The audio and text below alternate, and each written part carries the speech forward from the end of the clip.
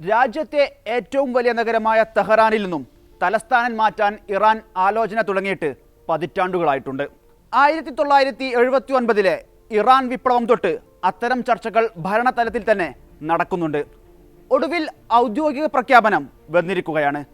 ദക്ഷിണ മേഖലയിലുള്ള തീരനഗരമായ മക്രാനിലേക്ക് തലസ്ഥാനം മാറ്റുമെന്നാണ് ഭരണകൂടത്തിന്റെ വക്താവ് ഫാത്തിമ മൊഹാജിറാനി അറിയിച്ചിരിക്കുന്നത്. പ്രഖ്യാപനം മസൂദ് പെസഷ്കിയാൻ ഭരണകൂടത്തിനെതിരായ പ്രതിഷേധത്തിനും രാഷ്ട്രീയ വിവാദത്തിനും തിരികൊളുത്തി കഴിഞ്ഞിട്ടുണ്ട്. 2 നൂറ്റാണ്ട് മുമ്പ് പഴയ പേർഷ്യൻ പ്രദേശങ്ങൾ ഭരിച്ച ഖജാർ രാജവംശത്തിന്റെ തലസ്ഥാനമായിരുന്നു തെഹ്റാൻ. ആദ്യത്തെ ഭരണാധികാരി ആഖ മുഹമ്മദ് ഖാനാണ് വടക്കൻ ഇറാനിലുള്ള നഗരത്തെ തലസ്ഥാനമാക്കുന്നത്. വിപ്ലവത്തിനു ശേഷം അധികാരത്തിലെത്തിയ പല ഭരണകൂടങ്ങളും പല കാരണങ്ങളാൽ തലസ്ഥാനം മാറ്റാൻ ആലോചിച്ചിരുന്നു. 2000ന്റെ തുടക്കത്തിൽ അന്നത്തെ മഹ്മൂദ് അഹമ്മദി നജാദ് ഭരണകൂടമാണ് പദ്ധതി ഔദ്യോഗികമായി പ്രഖ്യാപിക്കുന്നത്.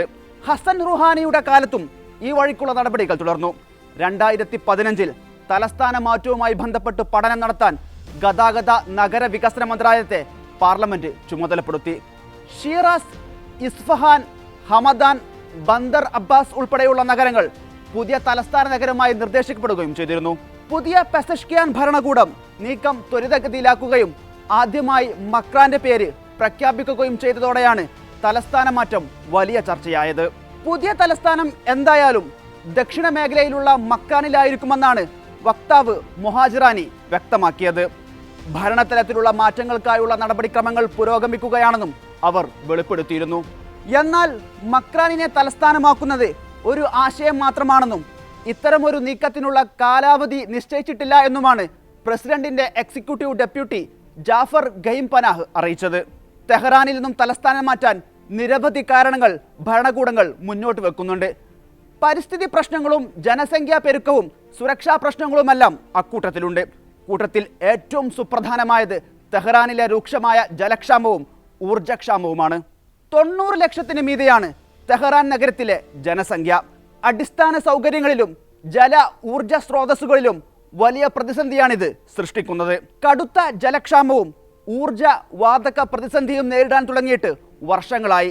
ഇതിനു പിറകെയാണ് നഗരത്തിലെ അതിരൂക്ഷമായ വായുമലിനീകരണം. ലോകത്തെ ഏറ്റവും മലിനീകരിക്കപ്പെട്ട നഗരങ്ങളിൽ മുൻപിലുണ്ട് തെഹ്റാൻ. നഗരത്തിന്റെ ഭൂമിശാസ്ത്രവും വലിയൊരു പ്രശ്നമാണ്. ഭൂകമ്പത്തിന് കൂടുതൽ സാധ്യതയുള്ള പ്രദേശങ്ങളിൽ ഒന്നാണ് തെഹ്റാൻ. രാജ്യത്തെ പ്രധാനപ്പെട്ട 2 ഭൂകമ്പ സാധ്യതാ മേഖലയും ഇവിടെയാണുള്ളത്. ചെറിയൊരു ഭൂചലനമുണ്ടായാൽ രാജ്യത്തെ രാഷ്ട്രീയ ഭരണ സാമ്പത്തിക ആസ്ഥാനങ്ങളും കാര്യാലയങ്ങളും തകർന്നടിയാൻ നിമിഷങ്ങൾ മാത്രം മതി. തെഹ്റാനിലെ വിഭവങ്ങളും ചെലവുകളും തമ്മിലുള്ള അസന്തുലിതാവസ്ഥയും മറ്റൊരു പ്രശ്നമായി ചൂണ്ടിക്കാണിക്കപ്പെടുന്നു. തെക്കുനിന്ന് അസംസ്കൃത വസ്തുക്കൾ മധ്യഭാഗത്തേക്ക് കൊണ്ടുപോയി സംസ്കരിച്ച ശേഷം കയറ്റുമതിക്കായി വീണ്ടും തെക്കൻ പ്രദേശങ്ങളിലേക്ക് തന്നെ തിരിച്ചയക്കുകയാണ് ഇപ്പോൾ ചെയ്യുന്നത്. ഇത് വലിയ സാമ്പത്തിക ബാധ്യതയും നഷ്ടവും അമിത ചെലവുമാണ് ഉണ്ടാക്കുന്നത്. അതുകൊണ്ടാണ് രാജ്യത്തിന്റെ സാമ്പത്തിക രാഷ്ട്രീയ തലസ്ഥാനം സമുദ്രത്തോട് കൂടുതൽ അടുത്തായി ദക്ഷിണ മേഖലയിലേക്ക് മാറ്റണമെന്ന ആവശ്യം സാമ്പത്തിക വിദഗ്ധർ ഉയർത്തുന്നതും അത് രാഷ്ട്രീയ നേതൃത്വം ഏറ്റെടുക്കുന്നതും. ഒമാൻ ഉൾക്കടലിനോട് തൊട്ടുചേർന്ന് സ്ഥിതി ചെയ്യുന്ന സിസ്താൻ ബലൂചിസ്ഥാൻ പ്രവിശ്യയിലെ തീരനഗരമാണ് മക്രാൻ. ചരിത്രപരമായും ഭൂമിശാസ്ത്രപരമായും പ്രദേശത്തിന് ഒട്ടേറെ സവിശേഷതകളുണ്ട്. തെക്കൻ ഇറാനിൽ നിന്നും തെക്കു കിഴക്കൻ പാകിസ്ഥാൻ അതിർത്തി വരെ 1000 കിലോമീറ്റർ ദൂരത്തിൽ നീണ്ടുകിടക്കുന്ന തീരപ്രദേശമാണിത്. ഒരു ഭാഗത്ത് ഒമാൻ ഉൾക്കടലാണെങ്കിൽ മറ്റൊരു ഭാഗത്ത് അറബിക്കടലിനോടും അതിരിട്ടാണ് നഗരം സ്ഥിതി ചെയ്യുന്നത്. ഗ്വാട്ടർ, ജാസ്ക്, സിരിക് ഉൾപ്പെടെ നിരവധി ചെറിയ തുറമുഖങ്ങൾ പ്രദേശത്തുണ്ട്. ഇറാനിലെ ഏറ്റവും വലിയ തുറമുഖവും രാജ്യത്തെ 9 സ്വതന്ത്ര വ്യാപാര മേഖലകളിൽ ഒന്നുമായ ചബഹാറും സ്ഥിതി ചെയ്യുന്നത് മക്രാൻ തീരത്താണ്. ഇന്ത്യൻ സമുദ്രത്തോട് ചേർന്ന ഇറാനിലെ ഏക തുറമുഖമാണിത്. വാണിജ്യ വ്യവസായ തലത്തിൽ ഏറെ പ്രാധാന്യമുണ്ട് തുറമുഖത്തിന്. തെഹ്റാനിൽ നിന്നും വ്യത്യസ്തമായി മക്രാനിലെ വിശാലമായ ജലസ്രോതസ് അനുകൂല ഘടകമാണ്.